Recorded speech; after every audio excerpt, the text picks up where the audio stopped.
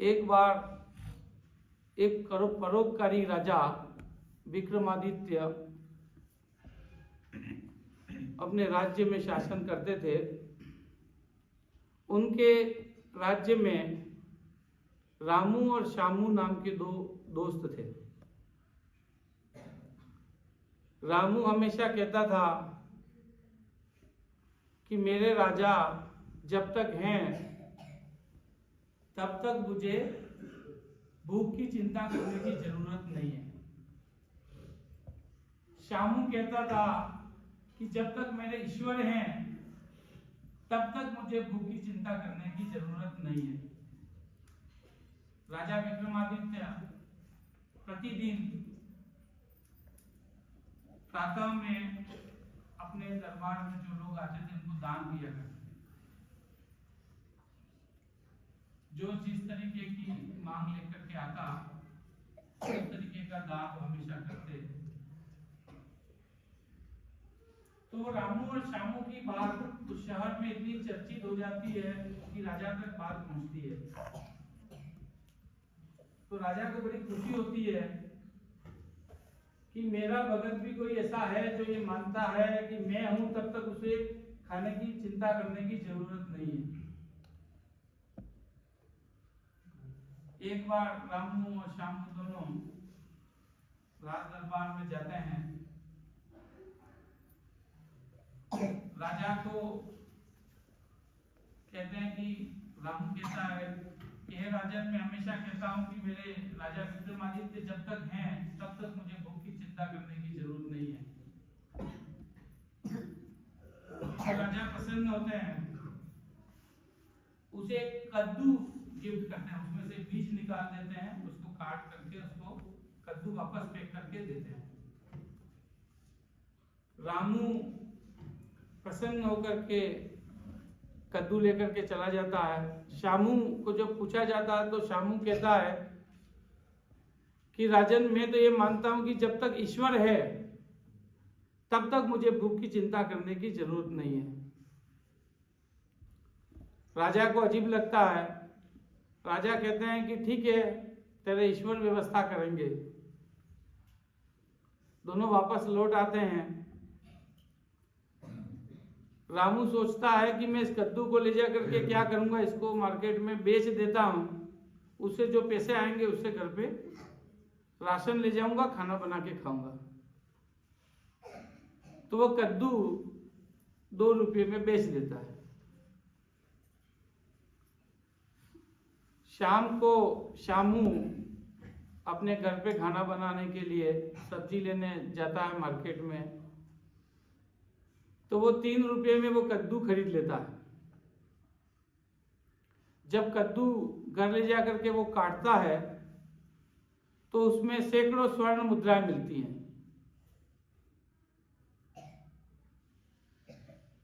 तो श्यामू कहता है कि मैं कहता था कि ईश्वर जब तक है तब तक मुझे किसी की चिंता करने की जरूरत नहीं है। ये बात राजा तक पहुंचती है तो राजा भी मान लेते हैं कि सिर्फ मेरे से ही किसी व्यक्ति का घर चलेगा ये जरूरी नहीं है, ईश्वर चाहेगा तो ही चलेगा। राजा ने तो रामू पे खुश होकर के कि मेरा सही भक्त है, तो उसको इनाम देने के लिए कद्दू के अंदर स्वर्ण मुद्राएं छुपा करके दी थी ताकि उसका जीवन आगे सही चले। लेकिन ईश्वर के यहाँ ये तय नहीं था। ईश्वर के यहाँ श्यामू के पास ये स्वर्ण मुद्राएं जानी थी। तो रामू ने क्या किया, उस कद्दू को बेच दिया। श्यामू ने उस कद्दू को खरीद लिया और सारी स्वर्ण मुद्राएं किसको मिली, श्यामू को मिली। तो यदि हम ये परोपकार कर रहे हैं और परोपकार करने के दौरान भी हमें ये लगने लग जाए कि हम ही हैं, उस वजह से ये संसार चल रहा है या ये व्यक्ति चल रहा है या उस व्यक्ति का जो भी उपकार हुआ है वो हमारी वजह से ही हुआ है, तो मिथ्या है। यदि आप परोपकार कर भी रहे हैं तो वो ईश्वर की इच्छा से कर रहे हैं। ईश्वर के सहयोग से कर रहे हैं। इसलिए हमें अपने आप को ईश्वर से ऊपर नहीं मानना चाहिए, या हमारे परोपकार के ऊपर हमें अभिमान नहीं होना चाहिए। परोपकारी व्यक्ति सदैव भलाई की बात ही सोचता है, वो दूसरों के हित के बारे में हमेशा सोचता रहता है, तभी वो परोपकार कर पाएगा। आपने ये सोचा कि मैंने एक बार किसी एक व्यक्ति पे उपकार कर दिया है और वो परोपकार हो गया है, तो सही मायने में परोपकार नहीं है। आपके मन में, आपकी आत्मा में हमेशा ये भाव होने चाहिए कि मैं किस तरीके से, किस तरह से लोगों का, व्यक्तियों का, प्राणियों का पर उपकार करूं। क्योंकि उपकार करने के जो अवसर हैं वो कोई फिक्स नहीं है कि उसी दिन उसी मिलेगा। पता नहीं, आप रास्ते चलते जा रहे हैं और आपको कोई घायल व्यक्ति मिला है, हो सकता है उस पर उपकार करना पड़ जाए, और आपके अंदर यदि उपकार की भावना है ही नहीं तो शायद आप उसको नजरअंदाज कर देंगे। उपकार को किसी भी पूजा से, किसी भी भक्ति से, किसी भी प्रकार के आप सत्संग करें, उन सब से ऊपर माना गया है। एक बार एक राजा विजय सिंह जी बहुत ही परोपकारी राजा थे और अपने राज्य में वो राज करते थे। प्रतिदिन, प्रति क्षण उनके मन में लोगों के प्रति उपकार करने की भावना रहती थी। वो हमेशा लोगों के उपकार करने में ही लगे रहते।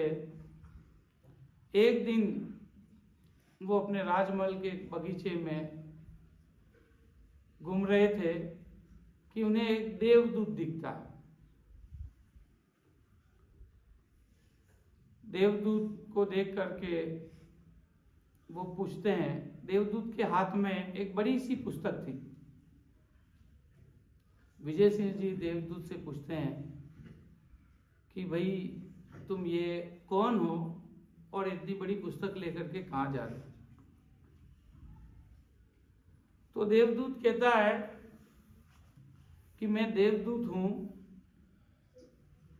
और ये जो किताब है उसमें आपके शहर के जो लोग हैं वो कितनी भक्ति भावना करते हैं, कितना धर्म कर्म करते हैं, उसका लेखा जोखा है।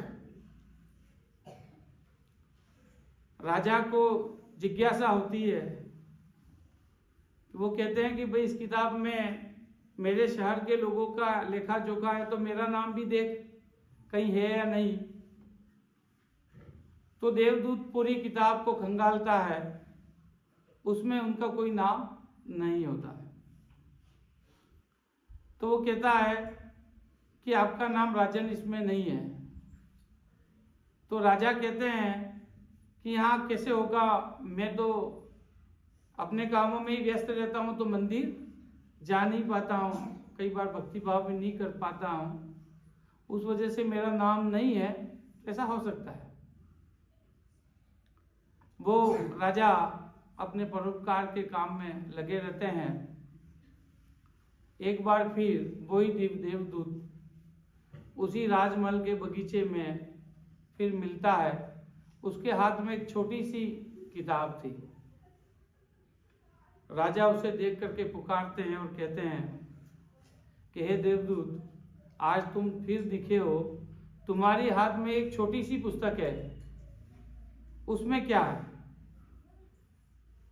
तो देवदूत कहता है कि इसमें आपके शहर के जो परोपकार करने वाले लोग हैं उसका लेखा जोखा। तो राजा कहते हैं कि भाई इस पुस्तक में देख ले, मेरा कहीं नाम है क्या? तो देवदूत पुस्तक खोलता और पहले ही पन्ने पे राजा का नाम होता है। तो देवदूत कहता है कि राजा,